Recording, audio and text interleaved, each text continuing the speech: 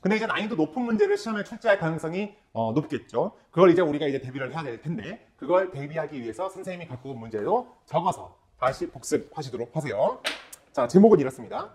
시험의 난이도 1을 가지고 난이도를 높게 출제하는 것은 어떤 스타일의 문제냐면 바로 대칭축이 미지수를 포함할 때입니다.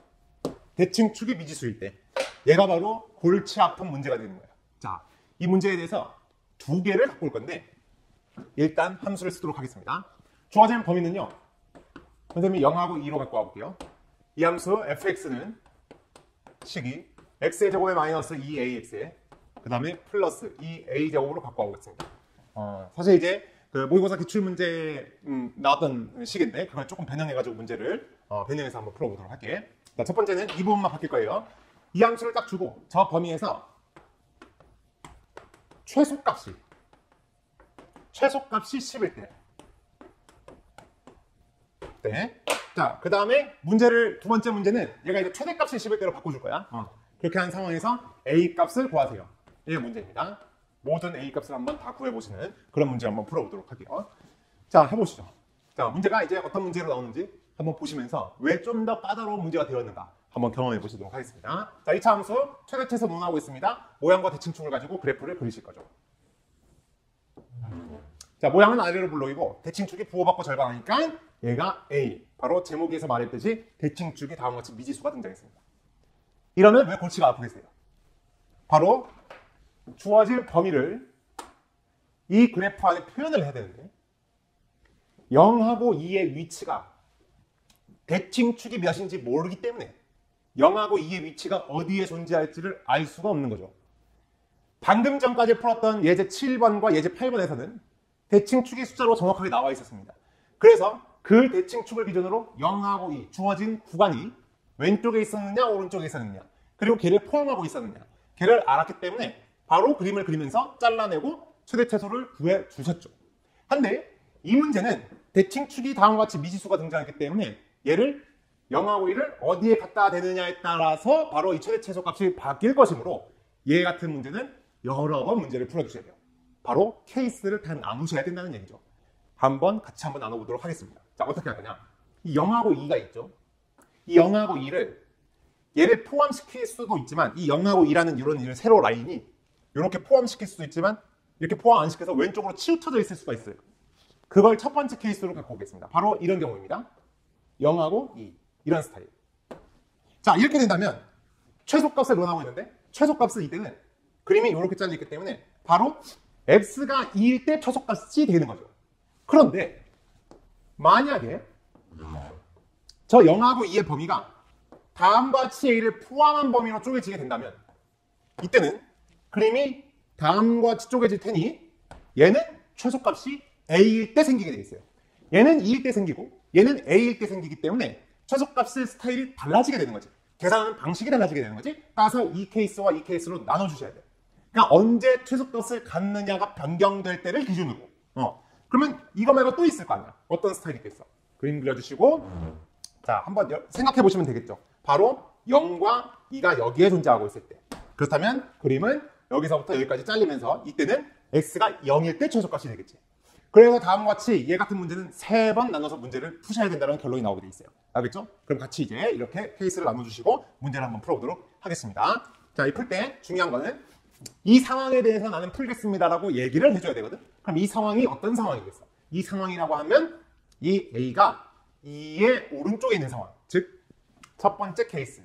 바로 A가 2보다 크거나 같은 상황에 대해서 문제 풀겠습니다라고 다음과 같이 범위를 논해 주셔야 됩니다. 그런 다음에 문제를 풀고 나서 나오는 A 값이 만약에 여러 개 생긴다면 이 범위 내에서의 A 값만을 정답으로 체크해 주셔야 되는 거야. 알겠지? 자, 이거 까먹지 마시고. 자, 따라서 A가 2보다 큰 상황에 대해서 그림을 그렸으니 다음과 같이 나오고 이때의 최소값은 최소값이 10이라고 했으니까 이거 풀어야 될 거 아니야? 그래서 최소값은 이때는 2일 때 생기죠. 따라서 F2가 바로 10이 돼야 된다는 걸 문제 풀어주시면 되는 겁니다. 2일 때 최소값이니까 최소값이 10이라고 했으므로 F2가 10이 돼야 되는 거지. 그래서 2를 집어넣겠습니다. 자, 2를 집어넣으시면 얘는 4.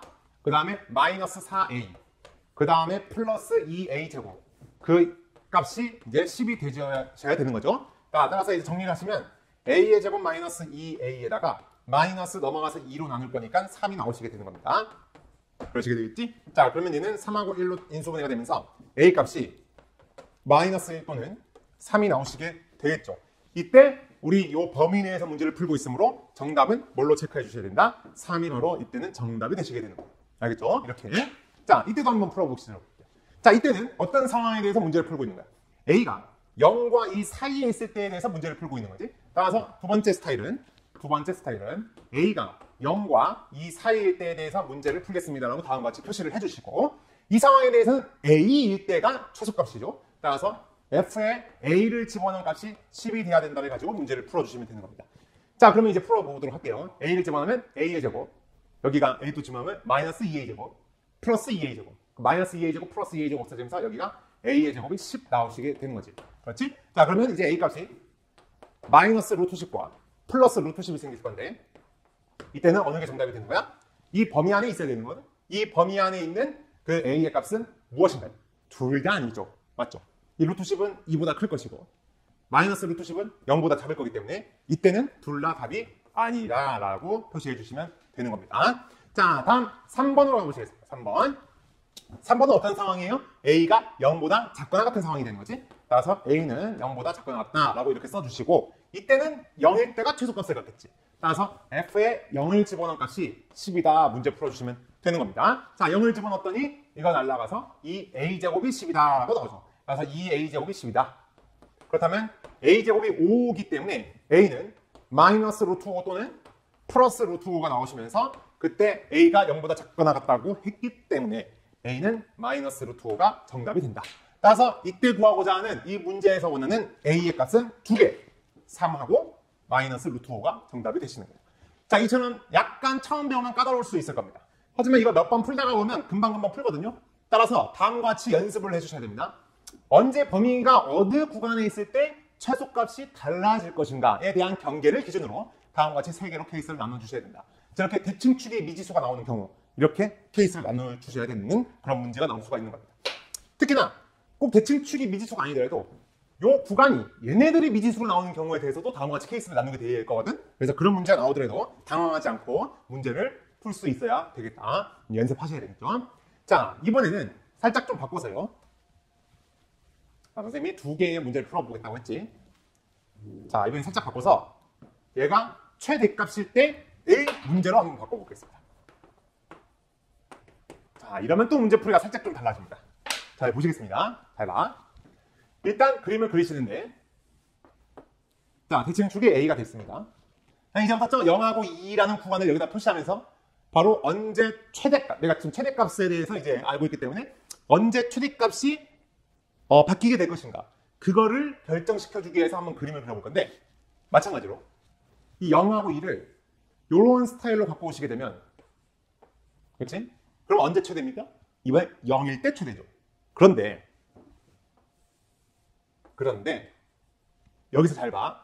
이 A를 포함하고 있는 범위를 내가 이렇게 쪼갰어. 이렇게 쪼개더라도 내가 여기를 살짝 조금 얘보다 좀 더 길게 그림을 그렸거든? 그렇지? 그러면 그림이 여기서부터 여기까지만 나오게 되니까 이때도 최대는 0에서 생기게 돼 있어. 맞지?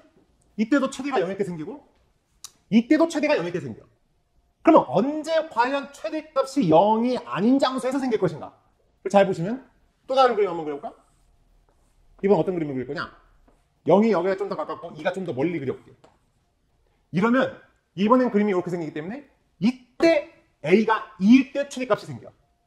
그러니 기존에는 0일 때 최대값이 생기다가 어느 순간인지는 모르겠지만 A가 2일 때 최대값으로 바뀌게 돼. 0에서 최대값이 생기다가 2에서 최대값으로 바뀌게 된단 말이야. 그 경계가 어딘지를 찾아내서 그 경계를 기준으로 케이스를 나눠주셔야 돼요. 그럼 언제가 될까? 곰곰이 생각을 해봐. 얘가 이렇게 애니메이션처럼 이렇게 쭉 지나간다고 생각하는 거야. 이 참수를 딱 그림을 그려놓고 이 0하고 2라는 이 세로선 라인을 이렇게 오른쪽으로 가다가 보면 이런 그림이 생기면서 이때도 이 왼쪽 0에서 최대값을 갖겠지. 그런데 조금 더 가다 보니까 이번엔 이 오른쪽인 2에서 최대값이 생겼단 말이야. 그럼 여러분들 생각해보세요. 언제 이 왼쪽에서 0에서 최대값이 생기다가 언제 이 오른쪽으로 최대값이 갑자기 바뀔 것인가? 걔는 바로 어떨 때야? 보이니? 어떨 때? 바로 이렇게 될 때죠. 대칭축을 기준으로 좌우가 똑같이 되는 0과 2 이런 상황을 기준으로 0하고 2가 얘를 기준으로 살짝 왼쪽만 치우쳐져 있으면 왼쪽인 0에서 최대값을 갖는 거고 이 0하고 2를 기준으로 오른쪽으로 0하고 2의 그 범위를 이렇게 바꾸게 되면 이번엔 오른쪽에서 최대값이 생기게 되지. 그래서 얘 같은 경우는 기준이 얘야. 얘를 기준으로 케이스를 두 번 나눠주셔야 됩니다. 알겠지? 그럼 딱 얘일 때의 A 값은 몇이냐? 이게 길이가 같다고 했으니까 바로 요 길이가 같으므로 이 A는 1이 생기는 거죠. 맞죠? 따라서 우리는 첫 번째 케이스입니다. 바로 A가 1보다 크거나 같을 때와 두 번째 케이스 바로 A가 1보다 작거나 같을 때로 케이스를 나눠주셔야 됩니다. 알겠죠? 자, 그러면 한번 봐보겠습니다. 풀어보겠습니다. 자, A가 1보다 크거나 같다라고 얘기를 한다면 그림이 여기가 A가 될 텐데 1이 이 오른쪽에 있는 거예요. 1이 이 오른쪽에 있다는 얘기는 0하고 2라는 이 범위가 이렇게 생긴다는 겁니다. 맞죠? 이렇게. 그래야 0하고 2 가운데 1이 여기 있을 테니까. 그래서 아이고 잘못 그렸죠? 이건 A가 1보다 작을 때지. 그림 그려보니까 큰일 날 뻔했네. 다시 A가 1보다 크거나 같을 때이기 때문에 여기가 이제 A인데 1이 여기 왼쪽에 있어야 되는 거지. 1이 여기 왼쪽에 있어야 되는 거지. 1이 여기 왼쪽에 있어야 되기 때문에 0하고 2라는 범위가 바로 이렇게 쪼개 주셔야 된다라는 결론이 나오게 되는 거죠. 자, 이렇게 되었을 때의 범위에 관해서 최대값은 항상 0에서 생기게 되어 있습니다. 그러므로 이때 문제풀이는 F0, 0일 때 최대값 10입니다. 이걸로 문제를 풀어주셔야 되는 거지. 자, 0을 집어넣습니다. 따라서 이 A의 제곱이 10이 되는 거고 그러면 A의 제곱이 5가 되는 거기 때문에 A는 마이너스 루트 5 또는 루트 5가 나오게 되는 거죠. 이때 범위 A가 1보다 크거나 같다고 했으므로 정답은 루트 5가 정답이 되시는 겁니다. 오케이.